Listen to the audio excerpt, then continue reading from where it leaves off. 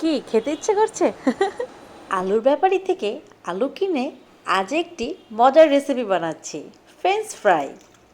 আমার ঘরে বড়বাবু বলেন আর ছোটবাবু বলেন সবাই কিন্তু ফ্রেঞ্চ ফ্রাই খুব পছন্দ করে। এখন অনেকে এসে বলবেন বড়বাবুটা আবার কি, আপনার তো একটাই বাবু।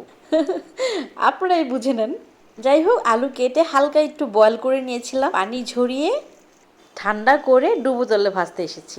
হালকা করে একটু ভেজে তুলে নিব। বেশি কড়া করে প্লিজ ভাজতে যাবেন না, কারণ আরও প্রসেসিং বাকি আছে। এই তো এক এক করে ভেজে উঠিয়ে নিচ্ছিলাম।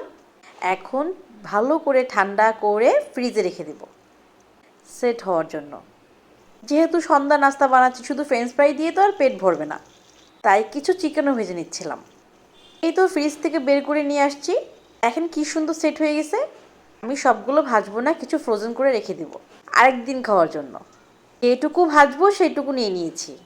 একটু গোলমরিচের গুঁড়ো দিলাম, একটু কর্নফ্লাওয়ার দিলাম, হালকা একটু লবণ দিয়েছি। এখন ভালো করে মেখে ওই ডুবো তেলেই ভাজতে দিয়ে দিব। এখন ভালো করে ভাজবো যেন একটু লাল লাল এবং কুড়মুড়ে হয়।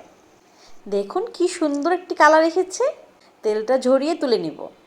এই যে আমার হয়ে গেল ক্রিসপি ফ্রেঞ্চ ফ্রাই সাথে চিকেন ফ্রাই। এখন হলো রিভিউর পালা।